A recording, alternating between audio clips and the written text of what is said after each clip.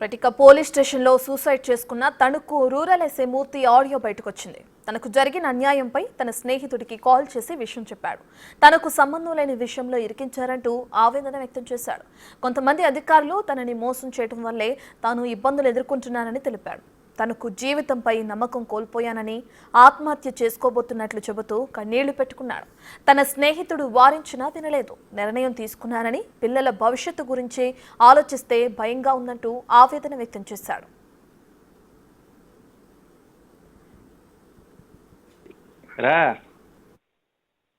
రేంజ్కి రిపోర్ట్ చేయమని వచ్చింది ఆటో రేంజ్కి. అదేంటిది? డిఎస్సి ఇచ్చాడు. రేంజ్ రిపోర్ట్ చేయమన్నాడా? ఏమన్నా ఏమైతే యాక్షన్ తీసుకున్నారటి? తెలీదు. ఎప్పుడు హర్ష పెట్టాడు. రేటు పరిస్థితి ఏం లేదు. ఇంకా నేనేం చేయలేను. ఏమనుకున్నా కానీ నువ్వేం చెప్పినా కానీ వెళ్ళాగాడు ఏమంటాడు చూడు. ఏమన్నా ఇంకా నాకు ఇంట్రెస్ట్ లేదు. ఇంకా లైఫ్ అంటే ఏంటి? జాబా లేకపోతే ఏంటి? లైఫ్ ఇంట్రెస్ట్ లేదురా. నా వల్ల కాదురా. చాలా ఇబ్బందిగా ఉందంట. నన్ను మోసం చేసిన హ్యాపీగా ఉన్నా తప్ప నీ అమ్మ కర్మ కానీ ఫర్దర్ ఏంటి అనేది ఇంకా నువ్వే డిసైడ్ చేసుకోరా. ఇక నేను చెప్పేది ఇంకేం లేదు. నా చేతిలో లేదు. నా వల్ల కాదురా.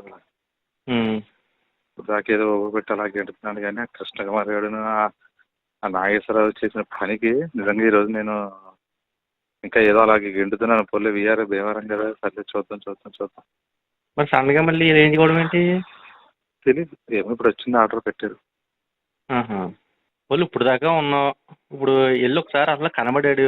నాకు లూప్ కావాలండి, నేను ట్రాన్స్కి వెళ్ళిపోతున్నాను అడుగు. అసలు ఏమంటాడో చూద్దాం. పని ఆడి మనసులో బయటకు రాకుండా మనం ఎందుకు నెగిటివ్గా తీసుకోవడం? ఆడికి వెళ్ళిన తర్వాత అప్పుడు ఏం లేదురా. ఆడ వెళ్ళిన తర్వాత ఫస్ట్ డిస్ట్రిక్ట్ అలర్ట్ చేస్తారు అంతే. నాకు తెలుసు కదా జరిగింది. అదేరా, ఆడికి వెళ్ళిన తర్వాత అప్పుడు మాట్లాడితే సరిపోద్ది కదా. అప్పుడు ఆడికి ఏం తెలియదు. అప్పుడు అడుగుతాడు ఒక ఆప్షన్ ఎక్కడికి వెళ్తామని అడిగాడు అనుకో.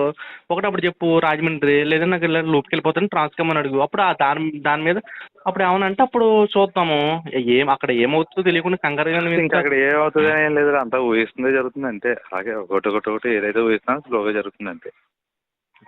కానీ పిల్లలను విద్య బాధ వేస్తుంటారు. నాకు అలా అంటారా? పిల్లల విద్యను చూస్తున్నట్టు నాకు చాలా బాధ వేస్తుందిరా. లేదురా, మనందరం చాలా హ్యాపీగా ఉంటామని అనుకున్నాను కానీ నేను ఇప్పుడు నీకేం కొంపలే మునిగిపోలేదు. ఇంకా ఇప్పుడు ఇన్నాళ్ళ ఇచ్చేసపోను. ఇంకో 2 రోజులు వెయిట్ చేయాలి. ఏమైందో నువ్వు తెలుసుకోకుండా నువ్వు డిసిజన్ తీసుకుంటానంటే ఎట్లా కూతుంది? వాతావరణం అది నా వల్ల కాదు అసలు. మరి తర్వాత ప్రధానంతో దాన్ని ఏ విధంగా నువ్వు క్లియర్ చేస్తావు చూడు. కానీ నా వల్ల అయితే కాదు. బాబు నువ్వు కంగారు పడుకో. పిచ్చి పిచ్చిగా మాట్లాడేం లేదు పిచ్చికేం లేదు. నా వల్ల అయితే కాదు ఇంకా. కానీ విద్య పిల్లలు మాత్రం నాకు చాలా జాలి వేస్తుంది. వాళ్ళు చాలా అదృష్టవంతులని అనుకున్నాను కానీ నేను అవుతారని అనుకోలేదు. మధ్యలో నిజంగా అదృష్టవంతులేరా? కానీ వాళ్ళ అదృష్టవంతులు కాదు అసలు.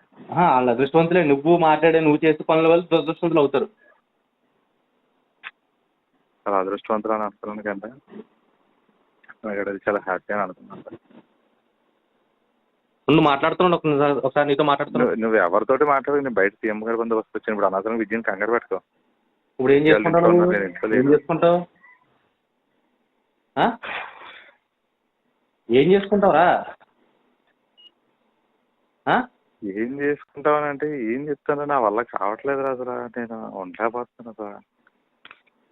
నువ్వు అనుకున్న ఆఫీసులు అందరూ కూడా వాళ్ళు ఎవరు రిజైన్ చేసేస్తారా? లేదా అయ్యో నువ్వు ఇలా చేసేసుకున్నావు అని చెప్పేసి నీ ఫ్యామిలీని ఏమైనా ఆదుకుని నీ జాబ్ ఏమైనా మీ ఆవిడకి ఇచ్చేస్తారా? లేదా ఇప్పుడు 5గా రిజైన్ చేసేస్తారా? అయ్యో పాప నా వల్ల జరగనప్పుడు నీ ఫ్యామిలీ పెట్టాడు ముంచేస్తున్నప్పుడు నీకు ప్రాబ్లం ఉంది. పోనీ వాళ్ళు విషయం చూడాలి కదా పూర్తిగాను. ఇంతమంది వీఆర్లో ఉన్న వాళ్ళు లేరా? ఇంతమంది అనుకోకుండా సస్పెండ్ అయిన వాళ్ళు లేరా? ఇంతమంది చాలా ప్రాబ్లమ్స్ లో ఫేస్ చేసిన వాళ్ళు లేరా? ఇదే ప్రాబ్లమ్ నేను ముందు ఇంకా నేను చేయలేను. పిల్లలు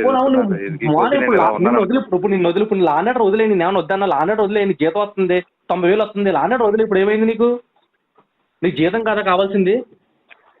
లాండర్ వదిలి. ఇప్పుడు ఏమైంది? నాకు లాండర్ నన్ను చేయనివ్వట్లేదు. లాండర్ నాకు వద్దు వదిలే. లూప్ అడుగు. ఇప్పుడు ఏముంది?